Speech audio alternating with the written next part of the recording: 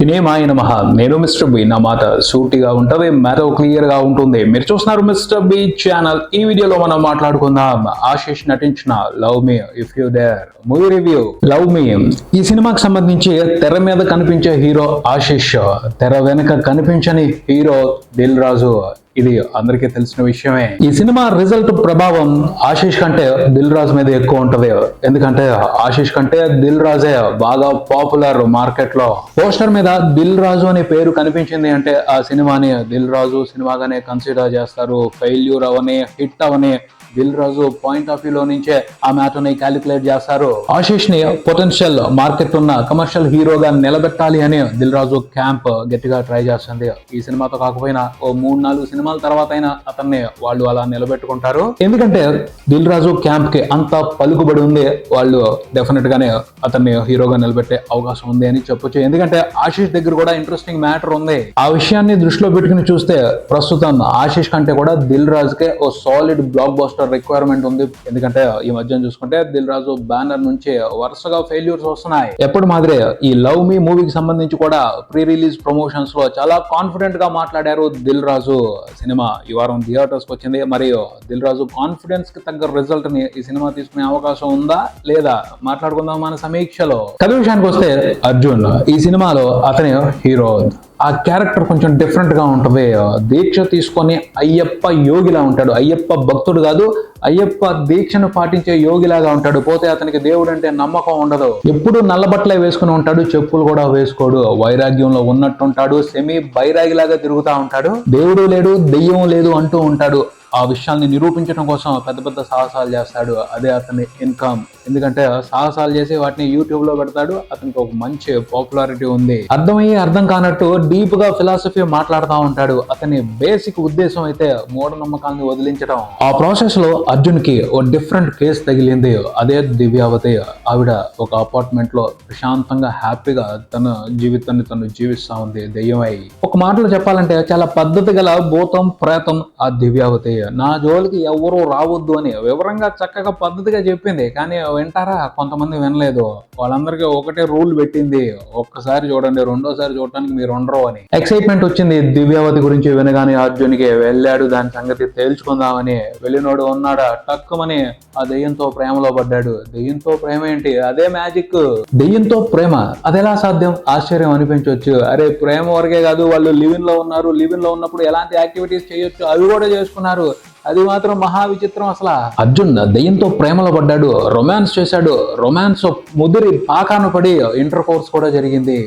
నిజంగానే అప్పుడు మనకు ఒక అనుమానం రావచ్చు, అది ఎలా సాధ్యం? ఇక్కడ ఏదో ట్విస్ట్ ఉంది, మనతో గ్యామ్లింగ్ గేమ్ ఆడుతున్నారు అని అనిపించవచ్చు. కానీ దెయ్యంతోనే జరిగింది అది. సరే, జరిగింది ఏదో జరిగింది. వాట్ నెక్స్ట్ అనే దగ్గరే ఈ కథలో బోలంత గందరగోళం జరిగింది. ఆ గందరగోళం ఏమిటో తెలుసుకోవడమే ఈ సినిమా. విశ్లేషణ విషయానికి వస్తే love me if you dare. నీ అయ్యా నీకు దమ్ముంటే నన్ను ప్రేమించడా అని ఈ సినిమాలో ఎవరు ఎవరిని అడగరో. దివ్యావతి అనే దెయ్యం హీరోని నువ్వు వచ్చి నన్ను లవ్ చేయి అని ఛాలెంజ్ చేయదు.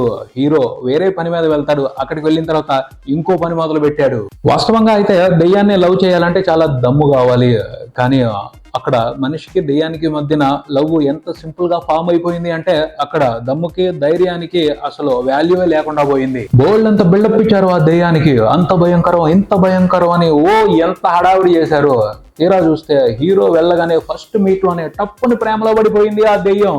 అంత సింపుల్ గా ప్రేమ జరిగిపోతే love me if you dare అనే టైటిల్ కి ఏముంది అక్కడ జస్టిఫికేషన్? ప్రాపర్ గా బూడిదే. ఎందుకు అంత సింపుల్ గా ప్రేమలో పడిపోయింది? కొన్ని అనుమానాలు వస్తాయి. ఆ అనుమానాల్లో ట్విస్ట్లు ఉంటాయి. వాటిని ఊహించేయచ్చు, అర్థం చేసుకోవచ్చు. మంచి ఛాలెంజింగ్ టైటిల్ పెట్టి ట్రైలర్ తో అంత హడావిడి చేసినప్పుడు సినిమాలో అదిరిపోయే కిక్ ఇవ్వాలి కదా. ఇవ్వలేదు అంటే చీటింగ్ చేసినట్టే. టైటిల్ కి సంబంధించే కాదు, ఈ సినిమాలో చాలా విషయాలకు సంబంధించి గట్టిగా జరిగింది చీటింగే. బాగా చేశారు చీటింగ్ మాత్రం. ట్రైలర్ చూస్తే ఎలా ఉంది? వణికించేస్తాం, హడలు కొట్టేస్తాం, బెదర కొట్టేస్తాం అన్నట్టు ఉంది. కానీ సినిమాలోకి వెళ్ళి కూర్చున్న తర్వాత జస్ట్ 2 సీన్స్ లో మాత్రమే లైట్ గా హారర్ ఎఫెక్ట్ ఉంటది. ఎప్పుడైతే దివ్యావతి అనే దెయ్యాన్ని హీరో ఫస్ట్ టైం మీట్ అయ్యాడో అక్కడి నుంచి హర్రర్ అనే మ్యాటర్ మంగళహారతి అయిపోయింది. సినిమా స్టార్టింగ్ లో మాత్రం హర్రర్ అలజడి బాగుంది. మాట్లాడితే కెమెరాని తలకిందులుగా పెట్టి దవిడి చేశారు. ఓకే పర్వాలేదు, గట్టిగానే భయపెట్టబోతున్నారు అనిపిస్తుంది ఫస్ట్ 20 మినిట్స్ సినిమాని చూస్తే. Horror entertainment entertainer, horror, romantic, love entertainer అన్నట్టు బోల్డంత బిల్డప్ అయితే ఇచ్చారు కానీ సినిమాలో హారర్ ఫ్యాక్టర్ ని చాలా లిమిట్ గానే రాసుకున్నారు. మరేం చెప్పారు మిగతా సినిమా అంటే థ్రిల్లర్ రాసుకున్నారు, సస్పెన్స్ ఇన్వెస్టిగేటివ్ థ్రిల్లర్ రాసుకున్నారు. ఓ క్రైమ్ జరిగింది, దానికి సంబంధించి సస్పెన్స్ ని గట్టిగా హోల్డ్ చేసి పట్టుకున్నారు, దాంతోనే థ్రిల్ చేద్దాం అనుకున్నారు. కానీ పాయింట్ గా అది బాగుంది కానీ చూపించడం దగ్గర, ఎగ్జిక్యూట్ చేసే దగ్గర, ఎంటర్టైన్మెంట్ ఇవ్వడానికి సంబంధించి సహనాన్ని తోడేశారు. ఆ క్రైమ్ మ్యాటర్ ని చాలా కాంప్లికేటెడ్ గా డిజైన్ చేశారు. ఎంత కాంప్లికేటెడ్ గా డిజైన్ చేసినా సింపుల్ గా ఆడియన్స్ కి అర్థమయ్యేట్టు చెప్తేనే థ్రిల్ ఫీల్ అవుతారు, అప్పుడే ఎంటర్టైన్మెంట్ వస్తుంది. ఆ కాంప్లికేటెడ్ వ్యవహారాన్ని సింప్లిఫై చేసి చెప్పలేకపోయారు. స్క్రీన్ ప్లే లో వీలైనంత కన్ఫ్యూజ్ చేశారు.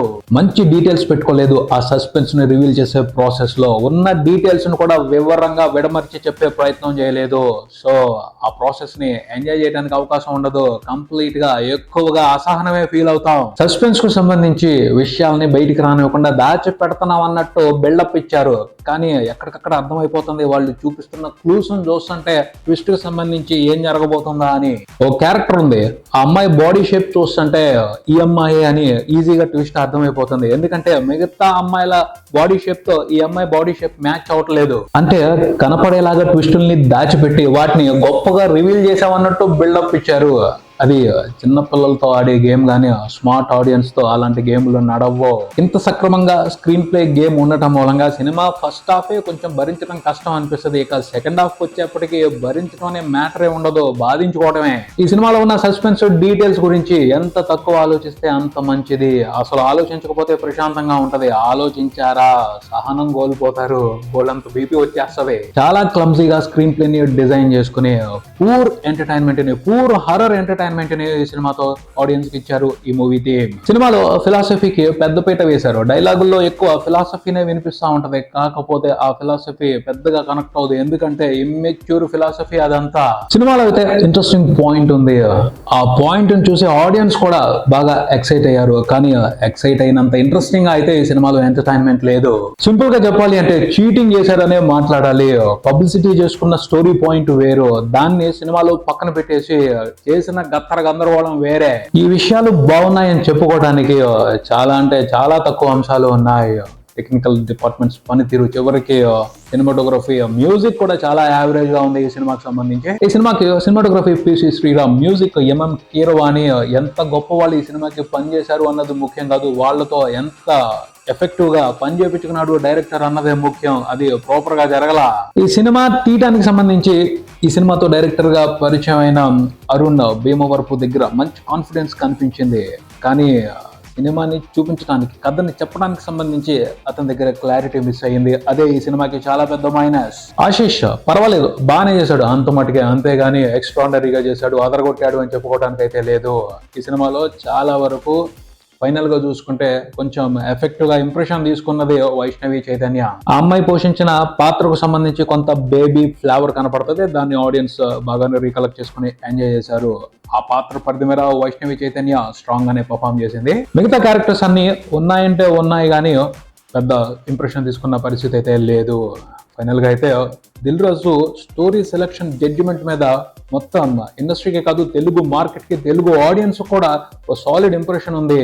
అది ఈ సినిమాతో కొంచెం అనుమానంలో పడే అవకాశం ఉంది. స్టోరీని సెలెక్ట్ చేయడానికి సంబంధించి దిల్ రాజుకి మంచి టేస్ట్ ఉంటది, అలాంటి ఆయన ఈ కథని సెలెక్ట్ చేసుకున్నాడా అని ఆశ్చర్యం వేస్తుంది, ఎందుకంటే సినిమా అంత గందరగోళంగా ఉంది. మొత్తంగా ఈ సినిమా గురించి చెప్పేది ఏమిటి అంటే ఎక్స్పెక్ట్ చేసినట్టయితే లేదు, గ్యారంటీగా డిసప్పాయింట్ అవుతారు.